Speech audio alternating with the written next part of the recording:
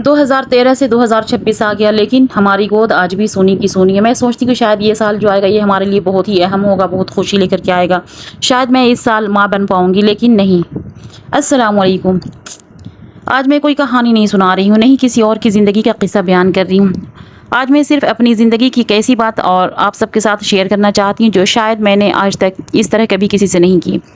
رات کی تنہائی میں جب ہر طرف خاموشی ہوتی ہے، سب لوگ سکون سے سو رہے ہوتے ہیں اور میں اپنے بستر پر لیٹی ہوتی ہوں، اس وقت میرے دل میں بس صرف ایک ہی سوال بار بار آتا ہے، یا اللہ آخر کب تک انتظار کروں؟ میری شادی کو 13 سال ہو چکے اور اب 14واں سال شروع ہو گیا ہے۔ ہر سال یہی سوچتی ہوں کہ شاید اس سال میری گود بھر جائے گی، شاید اس سال میری زندگی بدل جائے گی، شاید میں اس سال ماں بن پاؤں گی، لیکن پھر ایک اور سال گزر جاتا ہے اور میں وہیں کی وہیں رہ جاتی ہوں۔ رات بھر یہی سوچتے سوچتے صبح کے 4 بج جاتے ہیں، نیند میری آنکھوں سے بہت دور چلی جاتی ہے، دل پر ایک ایسا بوجھ رہتا ہے جیسے الفاظوں میں بیان کرنا بہت مشکل ہے۔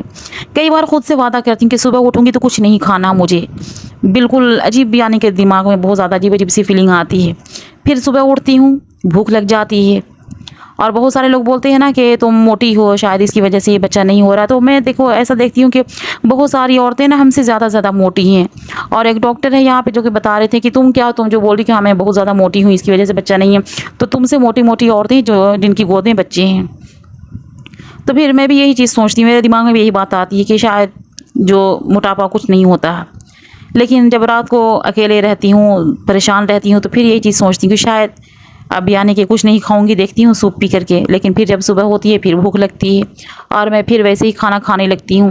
پھر خود ہی اپنے آپ سے ناراض ہو جاتی ہوں، پھر خود کو قصوروار سمجھنے لگتی ہوں، اور اگلی رات پھر وہی خاموشی، پھر وہی آنسو، پھر وہی درد۔ سب سے زیادہ تکلیف اس وقت مجھے ہوتی ہے جب میں دیکھتی ہوں نا کہ جو یہاں پہ آس پاس ہیں بہت ساری ایسی عورتیں ہیں نا کہ یعنی کہ جو بیٹھی رہتی ہیں مانگنے کے لیے، تو ان لوگ کی گود میں دیکھو گے نا بالکل چھوٹے چھوٹے سے بچے رہیں گے۔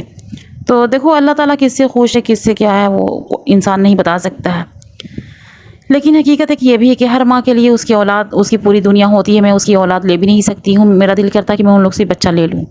اور کوئی بھی اپنی اولاد دیکھو کسی کو نہیں دے سکتا ہے نا۔ میں نے کبھی یہ بھی نہیں سوچا کہ ہاں اگر کسی سے اپنے رشتہ دار سے بچہ گود لے لوں تو شاید میری زندگی بدل بھی جائے، یہ بھی ہو سکتا ہے،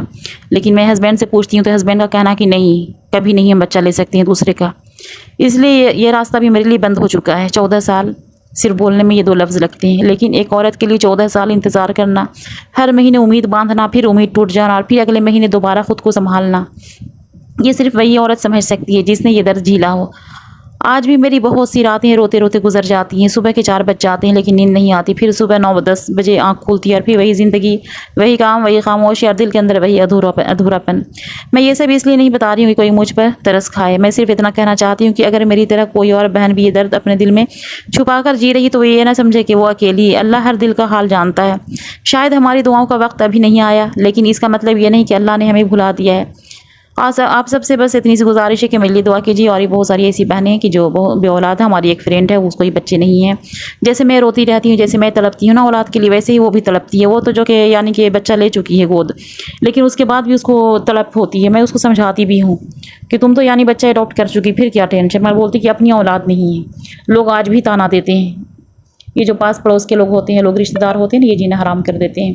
اور بس بول دیتے ہیں کہ بانجھ ہے، یہ ہے وہ، جو بھی ان کے دل میں آتی ہے بات۔ تو